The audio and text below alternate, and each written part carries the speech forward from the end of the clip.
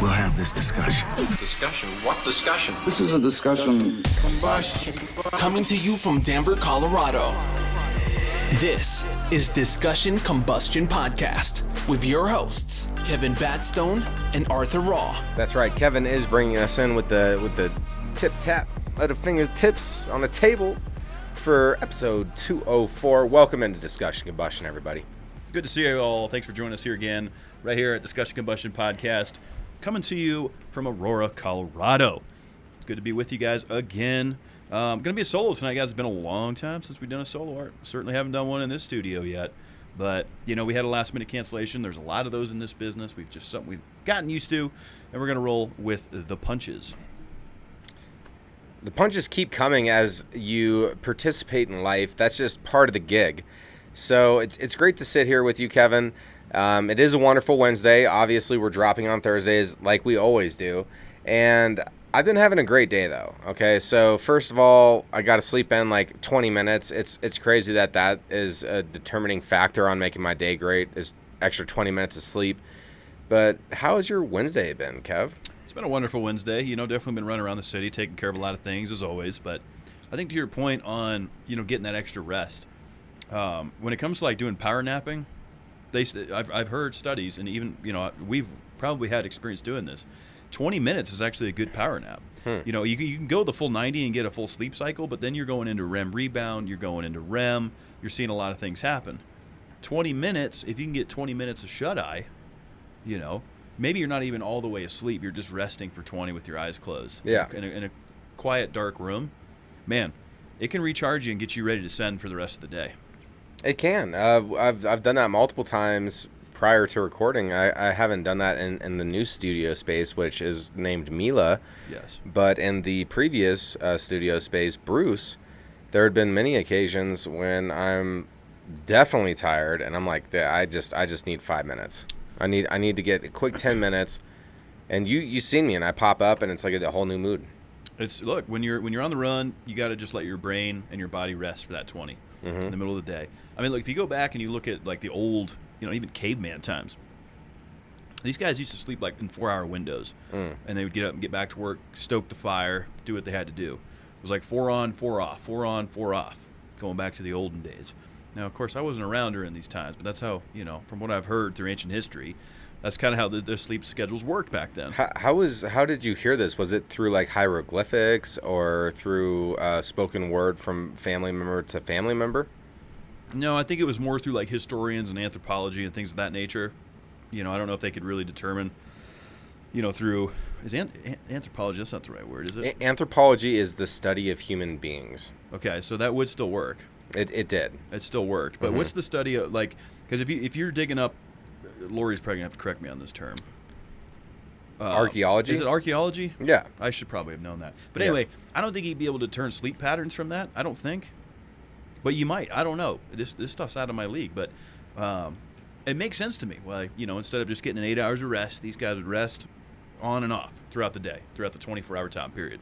Well, I mean, you're dealing with this different world, right? There's no screens. There's no agriculture.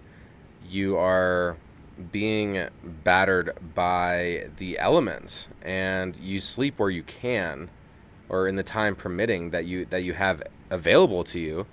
And so it does make sense. The circadian rhythm of sleep cycles, I'm sure that fits in there. That has to be accurate.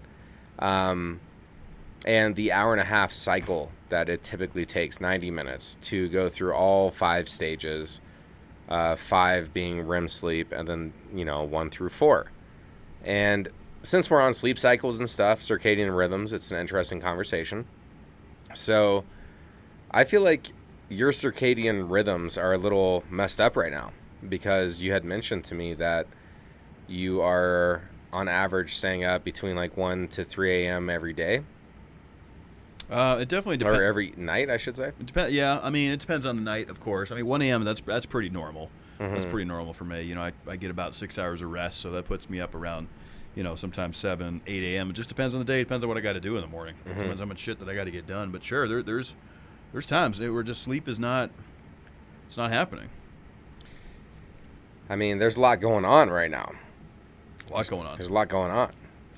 Yeah, there's a lot going on. But sleep's important, man. I will tell you that, especially with my lifestyle and, drinking these cold Bud Lights. Thank you, Bud Light, of course. We still stand behind this brand, given the circumstances of what's taken place. A lot of people have asked what my position is on that, and I'll just make it real quick and simple. I'm here for what's inside the can, not the branding. I've drank this can where it has sports teams on it that I don't support. I've drank this can when it has a lot of things on it that I don't support. I drink this beer because I like the liquid, and that's my position on that, and that's all I'm going to say on that. I respect that position, and I'm going to go ahead and put this out here, and I don't mind if I offend anyone, but if you're going to stop drinking a product that you enjoy because of the political agenda that's behind the product in the current time, then that's being extremely reactive, okay? That's how I feel about it. You're reacting to it. You're not staying centered within your own preferences, unless if you just completely prefer to not have any sort of understanding on the current climate within the world. And I say that specifically that way because the climate of the people, and all the subjects that are mainstream right now, can be very polarizing. And I think it's fine for anyone to do whatever they want, including companies. These are not private people. Sure, it's a company that is huge and might employ people across the world. They're still allowed to make their own decisions. And if you're going to sit here and react and boycott brands that you've followed for over 10 years or consumed that product for over 10 years strictly because of the marketing that they are currently doing, then I think you're kind of weak. I think people that are overreacting to this stuff it's a reaction. Is exactly that. These people are not centered, and they might be centered in a weak place. If they want to argue me on that, sure, you might be centered, but you're centered in a weak place. For something of putting just a transgender person on a can is going to shake your world so much that you have to post videos about it and stuff. It's unnecessary. I could go off. No, Yeah, and look, there's a lot of talk about it going on right now. We all have seen the hashtags boycott this, boycott that, and that's fine if you want to do that. You have the ability to buy, drink, whatever the hell you want. That's your decision. Yeah. What I'll say about this is kind of what I said earlier, and it's about the liquid in the can for me. Do I agree with the marketing strategy? No. I don't think it was a good move for Anheuser-Busch. I don't, because they've already seen a significant drop in business. It's obviously affected their sales a little bit, but at the same time, it's creating more division and more propaganda and more nonsense. And honestly, I don't think it's necessary to market beer with politics. And it's not even politics. I mean, these are personal choices that we're talking about here. Look, people are free to do what they want, but why do we need to put it on a beer can? I don't know. But that's just where we're at. The marketing schemes have changed. The TikTok star and all this stuff. That's just the world we live in now. So, I'd be willing to bet this, Art. I think once the smoke clears and the dust settles, right, this will be old news soon. I don't think they're going to take a long-term hit from this. They're definitely going to take a short-term hit. There's going to be some people that are going to hold a grudge and probably boycott it for the rest of their lives. Well, I mean, it was kind of like when Chevy got, a bailout. Most of the, American automotive manufacturers took a bailout, and Ford didn't. A lot of people held that against them. So you're right. There is people that are probably going to take this to their grave, and that's their choice. But again, I'll reiterate it with this. I've been drinking Anheuser-Busch products since I started drinking beer. I was a Budweiser guy. I'm a Bud Light guy now. There's been a lot of cans that have come out with things on them that I don't agree with. Yeah. And that's just the way it goes. That's just the way it goes. But I'm not going to switch my product up now just because I don't, agree with the marketing strategy. I don't think it's necessary. And I had to think about that for a while, because here we are, in a contingency deal with Bud Light. Mm-hmm. We're kind of caught between a rock and a hard place on what we were going to do. And what we're going to do is what we've always done, and that's keep drinking Bud Light. Yeah, I what I was speaking on prior could have a lot of different paths that you could walk down that conversation on. But my main point, I suppose, with everything that I spoke about on that is that it is good to, as far as a self-reflection, looking at ourselves in the mirror in the morning, to have a centered mind to where exterior, aka politics, girlfriends, friends, jobs, these things will not make you falter. You will stay consistent on your path regardless of all the noise. And that's what I want to see more of. And that's what I want to see more of. And that's really my main point to kind of conclude that subject, which has all this unnecessary tension around it. Yeah, I think it's gone a little bit too far. I mean, again, I can understand why some people are upset. I get it. I understand both sides of the coin here. But this is just the world we live in now. I mean, people get pissed off by things, boycott this, boycott that, because they don't agree with the position that they take on something. That's fine. You don't have to agree with it. Don't drink the product then. No one's forcing you to do it. Do I think it was a bad move on Anheuser-Busch's part? Yes. I don't think it's the right audience to make that kind of marketing move with. I just don't. I think that there's plenty of other products on the market that would make more sense. Maybe that's me being a little bit, stereotypical, if you will. But, in the scheme of things, even pulling back from, the trans community, I'm just talking about the age group. The TikTokers, because that's what we're dealing with here. I believe Dylan Mulvaney is a TikTok star. This caters to a young audience. I don't talk to a lot of folks in the younger audience that are big Bud Light drinkers. They're more in the flavored seltzer world. So what do you think this is like something like Bud Light's trying to get a more youth to purchase their product? Is that like? I think so. I think it is because look, I'm a wine and spirits expert, right? I've been in the business for almost 2 years now, and the marketing is always about how can we get the next round up. Yeah. They cater to a young demographic. We know this. That's why we have the flavored cocktails and the twisted tea whiskeys and all the things that are out. This stuff treats me like shit. I mean, It does. typically sweet liquor doesn't treat me well, but No. the fact remains, these beer, wine, and spirits, they are catering to a young audience, right? Your new drinkers, and they're trying to win over those new drinkers. It makes sense. It's a very, very competitive marketplace. The beverage world is extremely competitive. I mean, look what Celsius has done. They have dominated that market. You got to tip your hat to Celsius. Oh yeah. I mean, they stepped in the game and were going up some major competition. Well, and delicious. I'm cool with that pivot because what we're doing here is we are drinking things that is basically multivitamins in a can. Celsius, you mean? Yes. Yeah, we pivoted. Yes. And they're delicious. Yeah, they're all right. And the lemonade strawberry one that they have, if you wanted to tickle my fancy, you bring me one of those Celsius. And they have a lot of flavors now, too. I mean, they've expanded. They've even expanded. I mean, they're so big at this point, Art, that they sponsor Corey LaJoie in NASCAR on the 7 car. And it looks beautiful. Yeah, I mean, it is a good-looking race car. Well, and since we're doing a solo, Kev, I just have to take this moment while we're, we put it out to the world. So I want to congratulate Mash the Gas podcast publicly, and I want to also congratulate Jeff Davis. Congratulations for making Top 10 NASCAR's podcast, number 7, and there was about 1,600 or so podcasts that were in the running to be in the top 10 for NASCAR podcasts, and you are currently in the 3rd season of Mash the Gas and doing a fantastic job, man. I mean, I got to give you props on that. It's fucking awesome, and it's a Discussion Combustion production. It's awesome. It is. It's under the umbrella, so it's cool. When we kicked this project off, Jeff and I don't think we just like when we did with DCPC, we were doing it to have fun, something we like to do. We both love the sport. And when you surround yourself with good people that work hard and show up every week and continue to, put in the effort and talk passionately about things that we're passionate about every week, people know.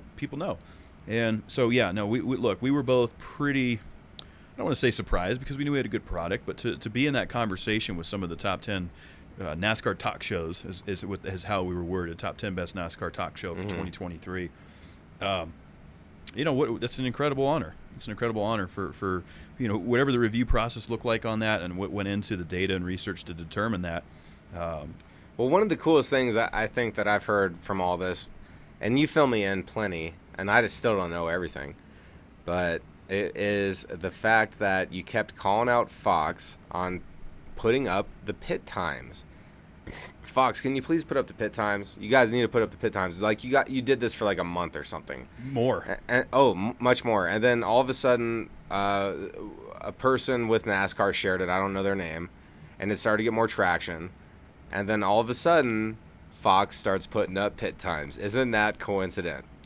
Yeah, I mean, look, we could sit here and say we had something to do with that, but it could be coincidental. It could just be, hey, they realize that if we're going to compete with NBC, we're going to have to do that. But it's cool to have a voice in the sport. You know, you were down there with us in Phoenix last year for the championship, got to experience some of the MTG action. Honor. Love that project, man. It's fantastic. I love what we do, you know, with Happy Friday. Also awesome. It's just really cool to sit here and talk into mics every week. I feel very blessed and fortunate. And you are, and so am I. And I feel like that is something that's important to think about daily. Like, you know, if we do not think about our thoughts, then our thoughts will think without our thought process, if that makes sense. So it's important to be aware of what you're thinking about, and it's not always an easy task to do that. You know, it takes practice to be consciously aware of what you're thinking. And that thought that you said about being thankful about your thoughts, that you're thankful for having the show and the episode, and you're thankful to be here. It's important, because anything that you can take out of the day to where you are appreciating your life, that's a moment that we can't ever get back. And the more moments that we can spend appreciating our existence are all moments that we'll never get back. But if we look back, we will realize we were appreciating our time. Mm-hmm. And I wonder how many people think about that. Like, how often are you thinking about appreciating your life and looking back in retrospect to appreciating your life? I mean, hopefully more than we would speculate. But I think at the same time, you know, as we talk about, people get caught up in the hustle and bustle, and the kids, and the marriages, and the houses, and the bills, and the work. And look, a lot of people are dealing with a lot of things. You know, plenty. It's a tough time. Mm-hmm. It's a tough time. Inflation is all-time high. You know, things are very expensive.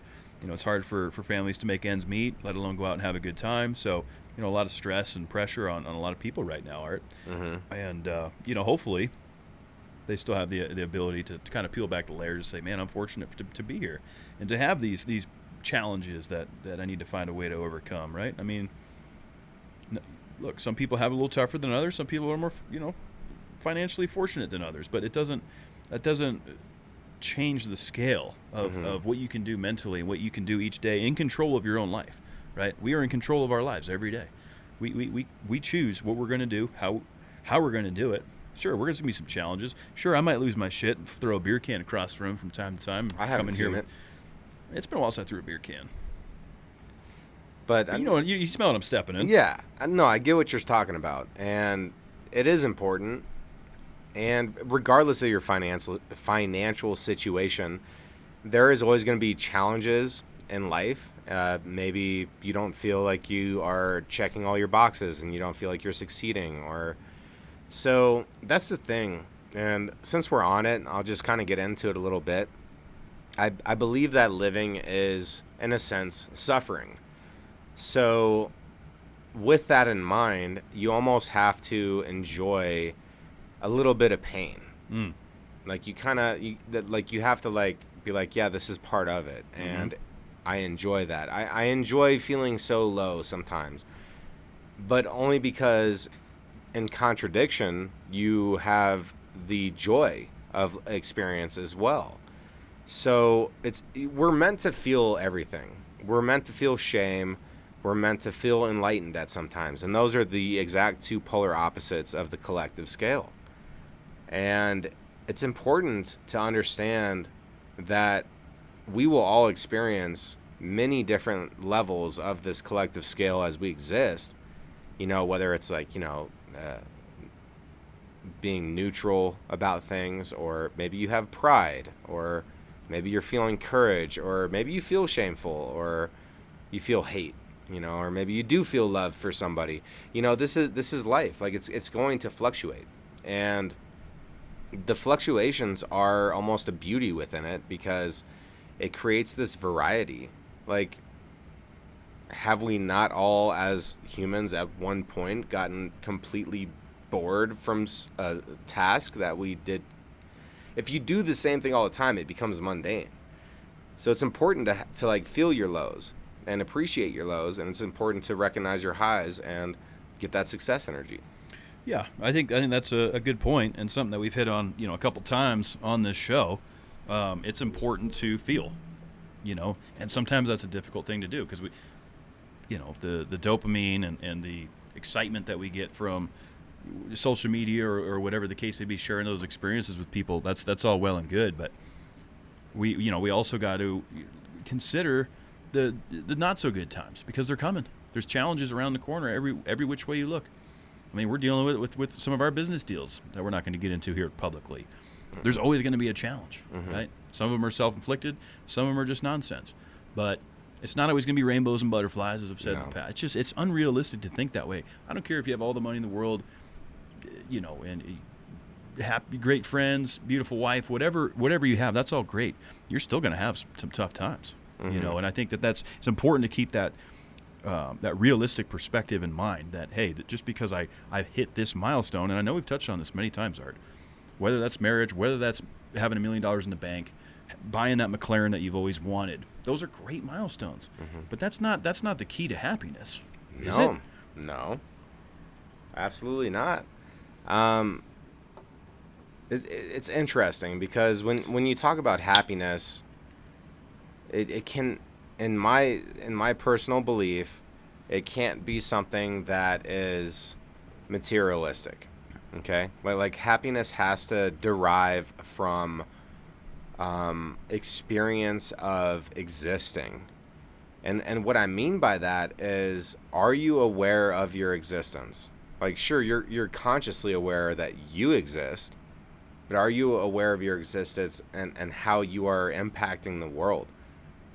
Everybody makes an impact, negative, positive, whether you realize it or not. You're making an impact on the world, regardless of who you are, regardless of your societal stature. It doesn't matter. So if you can have that level of awareness, that's what's important, because if you can't start at that base, then it's hard to build on top of that. But it's just, it all means a lot more when you realize that life can be bigger than yourself. And that's why I feel like so many people want to, or naturally follow religions, because it's something bigger than themselves that they're a part of. But why can't, as an individual, you be cemented in a thought process that is beneficial toward people around you, and make that your religion, sort of thing? And that obviously does happen frequently, but it's different when you start living it, and then you're faced with the challenges of experiencing who you're meant to be as an individual, right? I guess that's what I'm trying to get to, is we all have our purpose on this planet, but until you've actually defined your purpose to yourself, until you've actually been like, hey, I'm here for this reason, and just to not be so vague, and this is for you, John, is my purpose here is to help motivate people, and part of that is my experience with overcoming opiates. Like, that's part of my purpose on this planet, is to show people that, like, yeah, it's gonna suck ass, and it's bullshit, and you have to torture yourself a little bit. Same with fasting, like losing weight, all this stuff. Like, you have to embrace the suck. But then all of a sudden your life is better while it keeps sucking. But you are creating the circumstances that suck. It's not like it's happening to you anymore. It's like you're creating why your life sucks. I don't know if any of that made sense. Yeah, I think it did. And, a quote that I've said several times on this program, so for, new viewers and listeners, we're not necessarily a manager of our life, we're a creator of it. And that goes with a lot of things, whether that's professionally, personally, fitness goals, traveling, whatever it is, we're a creator of it. And I understand sometimes easier said than done. And like I said earlier, I know people are dealing with a lot of stuff, but it's up to the individual to make those changes and to minor tweaks even. I'm not talking about, revamping your whole life, just minor tweaks. Yeah. Can go a tremendous way, because then you start to see some results from that and you get motivated. It's like, the fitness aspect, which I'm not well versed in. I haven't been doing good at fitness. Probably an area I can improve in, But look, everybody has an opportunity. I think there's always opportunities, no matter what happens. Going back to my analogy of, great, you got the $1 million in the bank, you got the car, But what's the next opportunity? Like, you know, what are we going to do next? That's true. Because we're not done. We're not done. You know, and look, yeah, people are struggling with alcohol consumption. I deal with that. Opiates are all-time high in the country right now. Drug addiction, food addiction, sex addiction. I mean, it's bad. There's a lot of things in our face at all times. Times. There is. And so I like one thing that you said specifically is make a minor adjustment. And that sounds so simple, right? It really does. Let's make a minor adjustment. Everything's going to be all right. But here's the thing is like even a minor adjustment, if you really want that minor adjustment to mean anything, it needs to become a lifetime commitment. And I feel like most people know this kind of stuff. Like they know it. They might not acknowledge it, but they know it. And any little minor adjustment that you know you need to make to really become the person who you know you're meant to be, like that's a lifetime commitment, and that's difficult. That's intimidating. Oh yeah. You know, like when you're like, I'm dedicating to this for life. This is for life right now. Like that's a different feeling than I'm gonna do this. I'll try this. Like get the fuck out of here with this try bullshit. It's like, look, either you're gonna minorly adjust for the rest of your life and make a new lifestyle, or I don't trust your ethic on your commitment. Yeah, I mean, you know, it goes back to another quote that I've said how many times on the show. People will tend to do more to avoid pain than they will to gain pleasure. Mm-hmm. Whether that's fitness goals, whether that's leaving a relationship, whether that's changing careers, whether that's moving to a new city, whether that's becoming vegan, whatever it is, naturally that's where the mind's going to go. Yeah. And look, I'm guilty of that too. I'm not sitting here like I'm preaching like I've got all this shit figured out. No. There's so many things that I avoid pain, you know, doing more to avoid pain than I would to gain pleasure. What's one of those things? I mean, fitness would be one of them, right? I don't do a lot of fitness. So what's, you know, let's just dive into that a little bit. Let's get personal. Okay. So how have you been avoiding the pain of fitness to gain a pleasure of being healthier? Well, I mean, like, what have you been doing? You know, back when, you know, we were doing Sober October and stuff, we did the fitness challenge. That was great.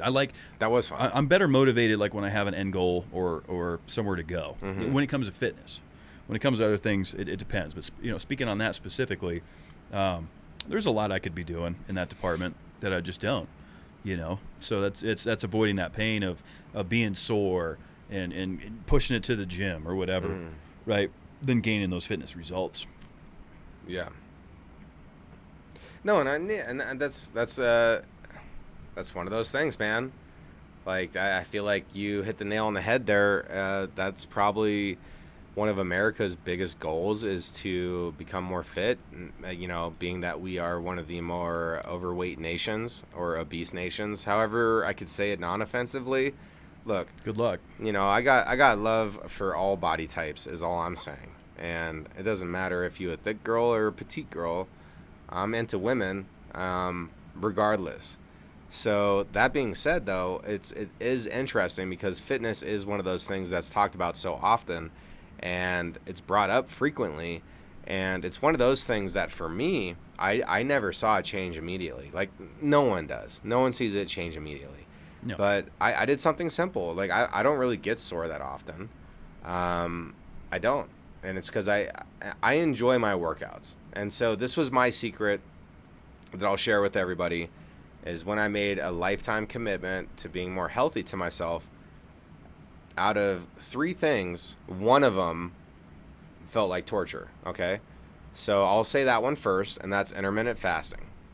That shit sucks. You know, you fast for like 14, 16 hours, 5 days out of 7. I mean, I do that every day. Like, yeah, so you're used to it, but when you're jumping into this, like, it's uncomfortable. Like, you are ready to eat something, you're hungry as fuck, and you have to just bear through it. So that's number 1. That was the tough one.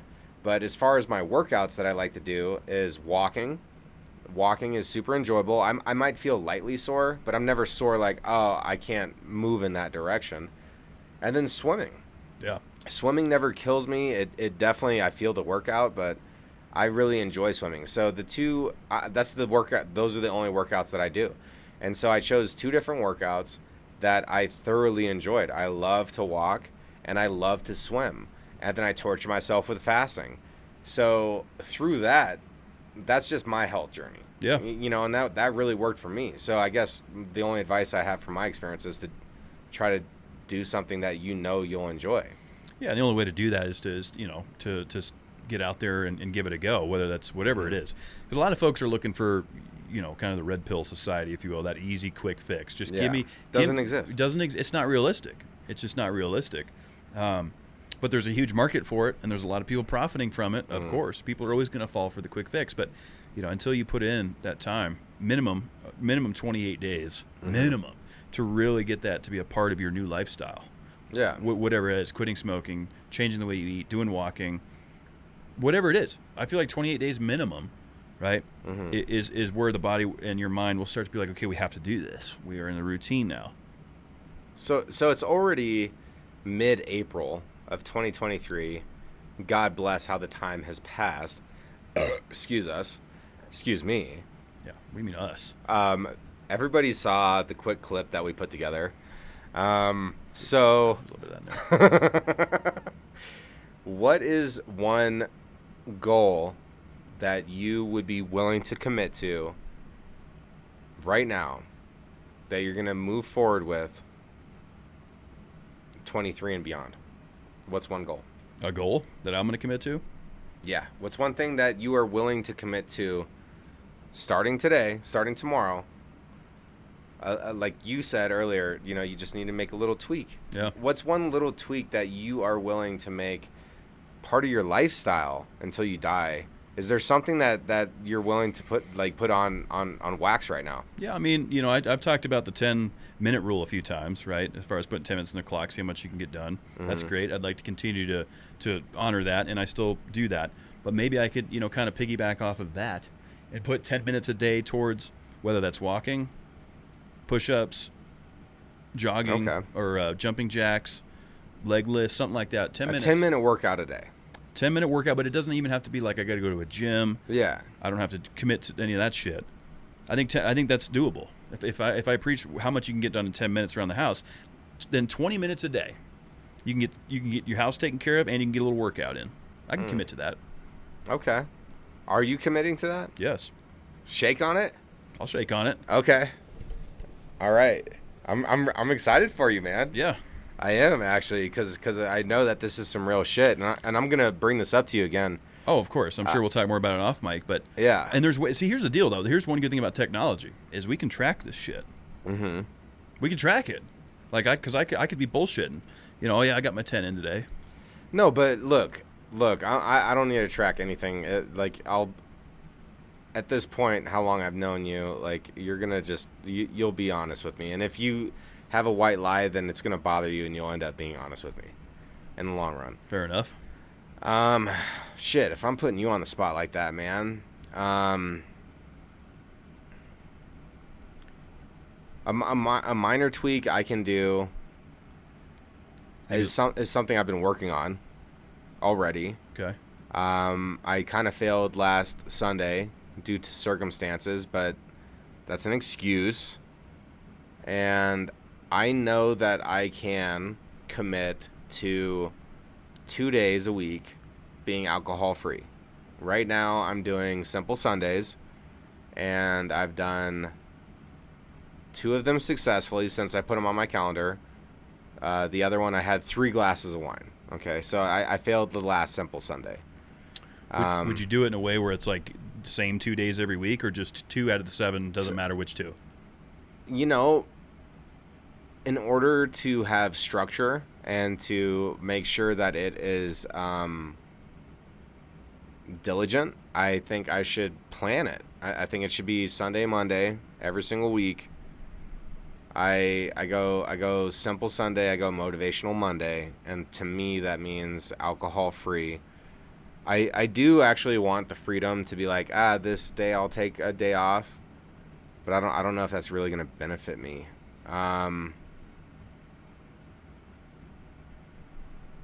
Yeah, I'm going to commit to that right now as well. I have been dabbling with simple Sundays. I've done multiple and sequential order. I had a loose one last Sunday. But this is something, a little tweak that I can make part of my lifestyle. I can remain sober on Sundays and I can remain alcohol-free on Mondays. So I'll shake to you on that, Kev. Since you're doing your 10 minute a day commitment, I'm gonna do alcohol-free Sunday, Monday. I like it.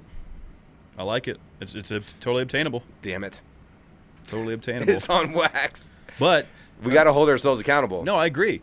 But I mean, I still think there's going to be circumstances. I mean, my 10 minutes a day, I actually got the better deal there. But there's probably going to be a Sunday or a Monday where maybe there's an event or there's something that happens, and then all you got to do is maybe then not drink on that Friday or Saturday. Oh, okay. All right. Fine. So this will be.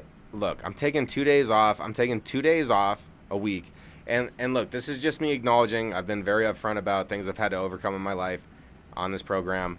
I know alcoholism is knocking on my door, right? So I've recognized that. So that's why this is important to me to have this kind of commitment. So 2 days a week from here on out. Today that we're recording this is April the 12th. It's dropping on the 13th. And I'm making a commitment starting, because we're already into this week, starting next week, I'm going to be doing 2 days. I like it. 2 days off. Full send, baby. Not for nothing nation. More than likely will be Sunday, Monday, but there could be variation. So, yeah, I mean, majority of the time, those will be the days. Mm-hmm. But if those days happen to get compromised for whatever the case may be, maybe it's a Super Bowl, maybe it's a race, whatever, Yeah. then you do another day. Sunday's a challenge day because it's a weekend day and everybody has Sunday fun day, right? It's true. So that's a good challenge day. What are going to be some of the things in your 10 minutes since you're doing this? How are you going to fill in that 10 minutes of a workout? Because you can get an intense workout in 10 minutes depending on what you're doing. That's just it. I mean, it depends. It's exactly it. It depends on what you're doing. It could be running. It could be high-intensity interval training. You can get a lot done in 10 minutes. You know, planks, doing because planks, they say, a minute to a minute 30 a day. You're killing yourself. But they're good for your core, though. Yeah. They're good for your core. I think, even adding that into the 10 minutes is good for the core. You know, It's good to strengthen your, midsection. So I think planks is definitely going to be a possibility. Definitely walking. Basic calisthenics, right? Using our own body weight. Sit-ups, push-ups, leg lifts, swimming. We're coming into the warmer months.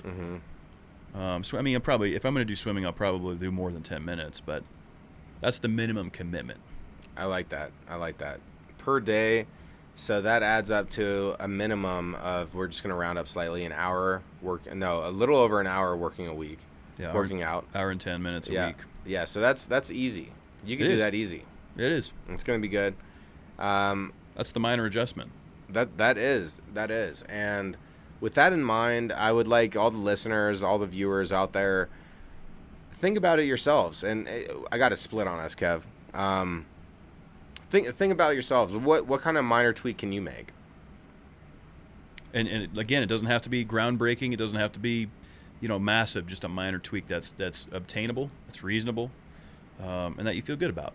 You don't get out there and get after it. Once the results start coming, you're like, man, this was easier than I thought. Just like my 10-minute rule about doing cleaning. Amazing how much you can get done in 10 minutes. It is. It is truly amazing. Look, man, I'm grateful to have our friendship. I've known you 14, 15 years or so, and it's interesting because things happen in life, and you got to go with the flow and be prepared for problems to occur. That's part of life. But if we can all stay solidified and doing our best to identify our personal areas of improvement that we can make, instead of judging other people, let's judge ourselves. And I feel like this is actually a really important solo. Probably one of our most important solos personally is how I'm feeling right now, because we both shook hands over this table and made a commitment to make a minor tweak. And if it wasn't for this episode, we would not have had this conversation tonight. That's a good point. I mean, that's what's great about these moments, memories, and experiences. You never know what kind of new goals, challenges and things that are going to come up and that I get committed to. So beautiful. If this was an episode of Happy Friday Denver, we would totally title it Minor Tweak. Check out those episodes on obviously our the Discussion Combustion YouTube, but more importantly, audio-wise, Mile High Life. We love them over there. Kevin, such a pleasure to be hanging out with you. Interesting having a Discussion Combustion episode with you on the opposite side of the table as me. I think the second time we've done it. I think our New Year's special I was on the other side. Was it? Yeah, in the old studio though. Okay. So this is the second time we've done it this way. But either way, guest cancellation created for a solo opportunity, and new challenges have been born because of it. And so, that's what's great about doing this, man. We're 204 episodes in the books. We're back here next week. Definitely tune in to the Trust Nest Happy Friday tomorrow. Mm-hmm. We're gonna have some fun with Mr. Extra. It's gonna get spicy. You want to know what's going on? Well, look in your heart and make it happen. That's what's happening. Perception is reality. Please be good to yourselves. You deserve it.